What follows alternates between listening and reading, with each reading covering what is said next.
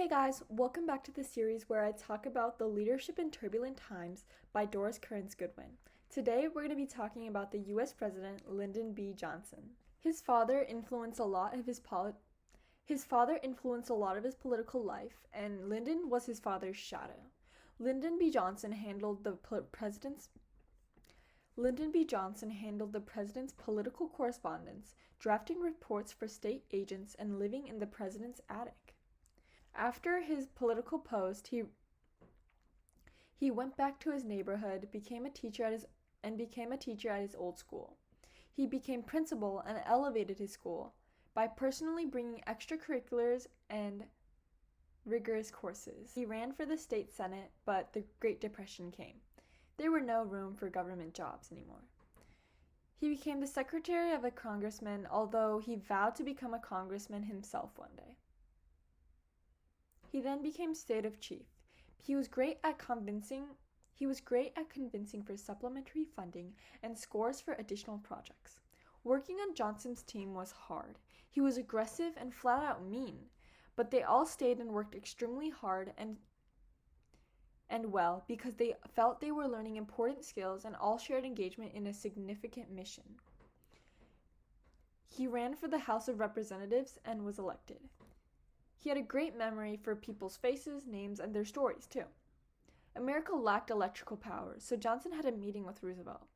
Water everywhere, not a drop to drink. Power everywhere, but not in a home on the banks of these rural rivers. He walked out of the appointment with $1 million loan to fix it. He visited Black and Mexican slums, and he immediately began a project for this problem, too.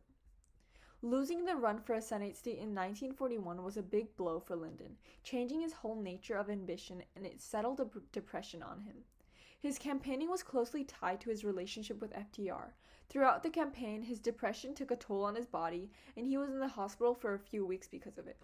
The idea of making political rallies alike to high school pep rallies came to him because of his principal experience. This loss accentuated his negative side and habits until a heart attack rerouted his life trajectory back onto the life of bettering others. But he was never again the same person. He was even harsher to his new team, and he now focused on the acquisition of money. 7 years later, Lyndon announced his rerunning for the Senate, and he won this time. He started by trying to figure out the structural machinery of the institution. He wanted a mentorship under Richard Russell, the most respected senator. He believed it would be the launch in the hopes of gaining influence in the Senate. But so did all the other freshman senators. He bonded with his mentor over the fact that they both loved their job and counted the hours of Sunday to be back at it. And then he also made sure freshman senators would be able to manage some influence. Senators incurred debts large and small to Johnson. LBJ was elected the youngest majority leader, but then he had a heart attack, and it was depressing for him, but it also changed his life in the best way possible. After reading countless support letters, he bounced back and was ready to roll. Lyndon B Johnson describes the days after Kennedy's assassination. Everything was chaos. With less than a year to take office, LBJ undertook Kennedy's cabinet. He exemplified visionary leadership. No. Number 1. Lead with your strengths. A. He decided to make a speech in front of a live audience and not a video. In the audience were great leaders like Supreme Court justices, members of the cabinet, and etc. B. In this occasion, he called upon former colleagues to break the legislative gridlock. Number 2. Establish the most effective order of battle. He believed the straightforward change for civil rights would prevent both civil rights bill and the tax cut from succeeding. Number 3. Draw a clear line of battle. A. An important Senate fight on an important civil rights bill. The main issue was his former mentor, Russell. Johnson said, "Don't get in my way on this civil rights bill or I'm going to run you down." Number 4. Identify the key to success. Put ego aside.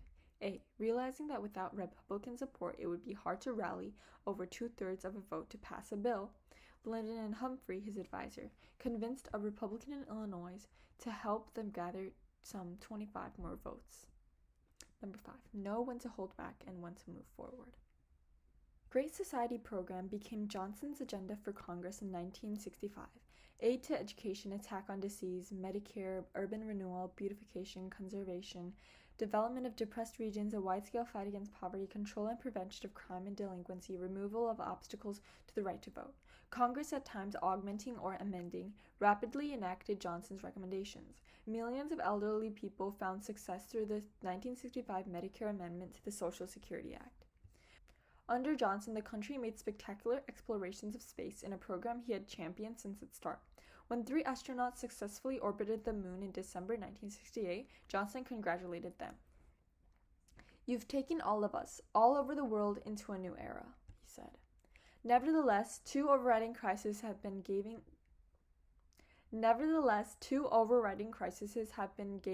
momentum since 1965.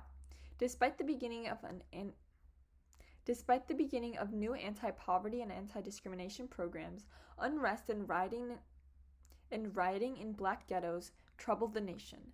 President Johnson steadily exerted his influence against segregation and on behalf of law and order, but there was no early solution. The other crises arose from Vietnam. Despite Johnson's efforts to end communist aggression and achieve a settlement, fighting continued. Controversy over the war had become acute by the end of March 1968, when he limited the bombing of North Vietnam in order to initiate negotiations.